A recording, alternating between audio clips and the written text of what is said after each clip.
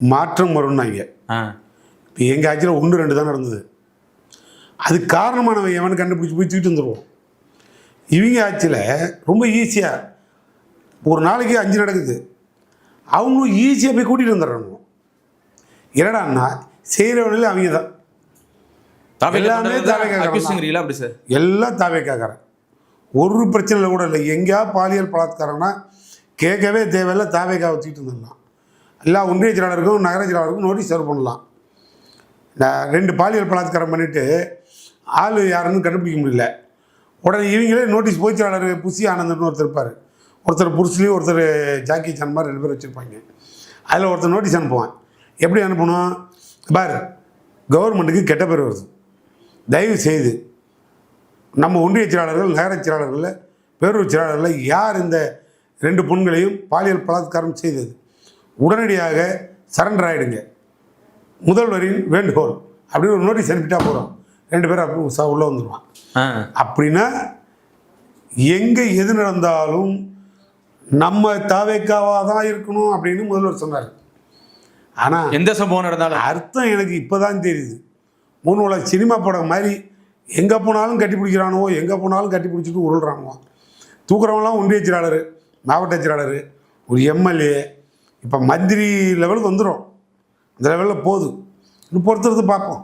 ஆனால் அந்த ஆட்சியை நம்பி தானே சார் நீங்கள் பல பேரை இங்கே போயிட்டு இருக்காங்க. வாரத்தில் ஒரு 5-6 பேர் போயிட்டே இருக்காங்க. அடுத்து விஜயபாஸ்கர் ஒரு உள்ளே போகிறாரு தாவிக்காக்குள்ள. விஜய் படத்துக்கு நிறைய கட் அவுட்டுக்கு பால் ஊற்றினானுவோம். கடைசியில் செத்தவன் படத்துக்கு ஒன்றுக்கு கூட விஜய் பால் ஊற்றுனதில்லை, வாக்கியசி போட்ட வரலாறு இல்லை. அந்த மாதிரி விஜயோட வரலாறு தெரியாமல் 40 வருஷம் பால் ஊற்றினவனுக்கே அந்த ஆள் சங்கம் ஊற்றினான். அது தெரியாமல் இப்போ நம்பி இவங்க போகிறாங்க. யார்? நம்ம அரசியல்வாதிங்க. அதனால் முன்னால் ரசிகர் பண்ணுறோம். இப்போ நம்ம அரசியல்வாதி போகுது, அதில் தூய சக்திக்கிட்ட போகுது. அதுக்கிட்ட போகிறது எதுக்கு போகிறாங்கன்னா ஆசீர்வாதம் வாங்க போகிறாங்க. பண்ண பாவத்துக்கெல்லாம் அவர் ஜோசப் விஜய் இல்லை, பிஷப் விஜய். அதனால் ஆசீர்வாதம் அவங்க போகிறாங்க. பொறுத்தது பாருங்கள். இன்னும் 3 மாதத்தில் ஏண்டா இந்த சனியன்ட்ட வந்தோம், இங்கே நம்ம பாணி ஒன்றுமே எடுபடாது போட்டிருக்கு, ஒரு பேரும் மதிக்க மாட்டேங்கிறான், ஏவன்ட்ட போனாலும் நானும் சேனம் கொடுக்கணுமான்னு கேட்குறான். நம்ம வந்த இடத்துக்கே போயிடலான்ட்டு போனவங்களாம் திரும்பி வந்துடுவான். திரும்ப அதிமுக திரும்பிடுவாங்க சொல்கிறேன். எல்லாம் போனாலும் எல்லாம் வந்துடும். உதாரணத்துக்கு நான் சொல்லவா, 25 எம்எல்ஏ ஒரே ராத்திரியில் போனான். ஆமாம். 20 எம்எல்ஏ திரும்பி வந்துட்டான். எதுக்கு வந்தான்? எடப்பாடி திறமையான ஆள். இதுதான் வாய்ப்புன்னு பயன்படுத்தி அந்த ஆள் 25 மாவட்ட செயலாளர் நீக்கிட்டார். இதான் சார் இருக்குன்னு நீக்கிட்டு புதுசாக டப்புன்னு போட்டார். போட்ட உடனே புதுசாக பொறுப்பு வந்துருச்சான்னு சந்தோஷம். எப்பயுமே மாவட்ட செயலாளர் காலி ஆகிடுச்சுன்னா ஒவ்வொரு கட்சி குஷியாக இருப்பாங்க.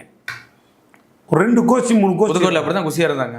ஃபுல் குஷியாக இருந்து பட்டாருன்னு அவன் பொறுப்புக்கு போயிட்டான். போன 25 பேரையும் கிழிச்சு தொங்க விட்டுட்டான். கடைசியாக பார்த்தா அங்கே ஒன்றும் செல்ஃப் எடுக்கல போட்டிருக்கு. அந்த விஜய் எல்லாரையும் நரோட்டில் விட்டு வந்துட்டான். படாரு இந்த 20 பேரும் திரும்பி எடப்பாடிக்கிட்டே உளுந்து, ஐயா மன்னிச்சிக்க, நாங்கள் வேலுமணி குரூப்பு, அவங்க சிவி சண்முகம் குரூப்பு, அந்த பக்கம் விஜயபாஸ்கர் குரூப்பு, நாங்கள் நரோட்டுக்கு வந்துட்டோம், எங்களை நீங்கள் ஏற்றுக்கங்கன்னு மறுபடியும் கொடுத்துட்டு அப்புறம் இவர் போய் ஒரு 20 பேரையும் சபாநாயகர்கிட்ட லெட்ரு கொடுத்து போன உடனே எல்லாரையும் நீக்குங்கன்னு கொடுத்தாரு. இப்போ மறுபடியும் இவங்கெல்லாம் சேர்த்துக்குங்கன்னு கொடுத்தாரு. அது நீக்கிறது சேர்க்கறதெல்லாம் அப்புறம் பார்த்துக்குவோம். ஓட்டு அன்றைக்கி போட்டிருக்காங்க 25 பேரும். 5 பேர் ரிசைன் பண்ணிட்டான். ரிசைன் பண்ணவனுக்கே நோட்டீஸ் போயிருக்கு. இருந்தாலும் 25 பேருக்கும் நோட்டீஸ் இஷ்யூடு. இந்த 25 பேருக்குமே ஓட்டு போட்டதுனால அந்த ரிஃப்ளெக்ட் என்ன ஆகுது, ரியாக்ஷன் என்னங்கிறத பொறுத்து பார்ப்போம். என்ன தான் இருக்குது இல்லைங்கிற முடிவு. ஆனால் வாய்ப்பை பயன்படுத்தி 25 பேரும் 20 பேர் எடப்பாடிக்கிட்டே போனதுனால அந்த மறுபடியும் போய் மாவட்ட செயலாளர் கேட்டு உட்காந்துருக்காங்க. வேலுமணி கண்ட்ரோலில் எடப்பாடி இருந்தார். இப்போ எடப்பாடி கண்ட்ரோலில் வேலுமணி இருக்கார். இதுதான் பெரிய மாற்றம் அவங்க கட்சிக்குள்ள. ஆனால் 25 பேர் விஜய் நம்பி போனாங்க. என்ன நடந்திருக்கு சார்?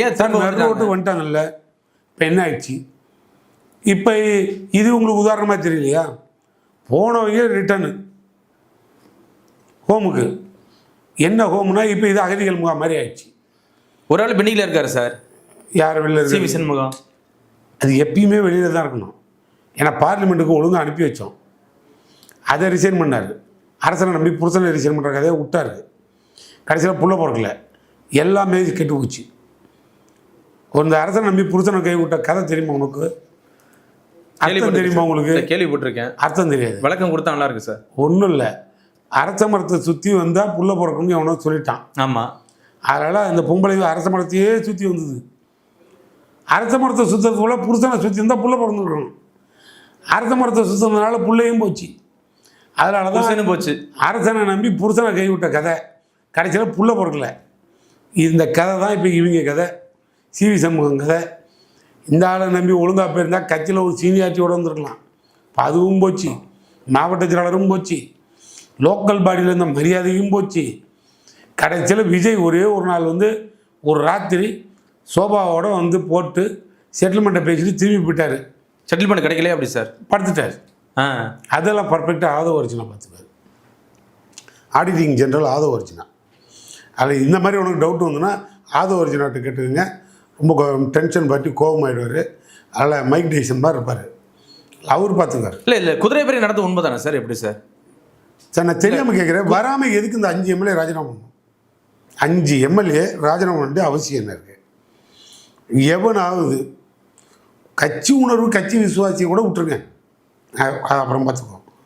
ஓட்டு போட்ட தொகுதி மக்கள்கிட்ட ஒரு பயம் இருக்கும்ல, அதையும் கடந்து ஒருத்தன் இனிமேல் எதிர்கட்சி ஆட்சி வரப்போகிறதில்ல, இனிமேல் எந்திரிக்காது போட்டிருக்கு. அப்போ இனிமேல் நம்ம என்ன பண்ணுறது? வழியே கிடையாது. வர்ற பணத்தை ஏண்டா வீணாக்கும்னு எல்லாம் சோபா செட்டை வாங்கி அடுக்கி வச்சுட்டு ரிசைன் பண்ணிட்டு வெளில போயிடுச்சு. அப்போ 5 பேர் ரிசைன் பண்ணுறாங்கன்னு சொன்னால் அப்போ அது குதிரை பேரம் இல்லாமல் என்ன பேரமாக இருக்கும்?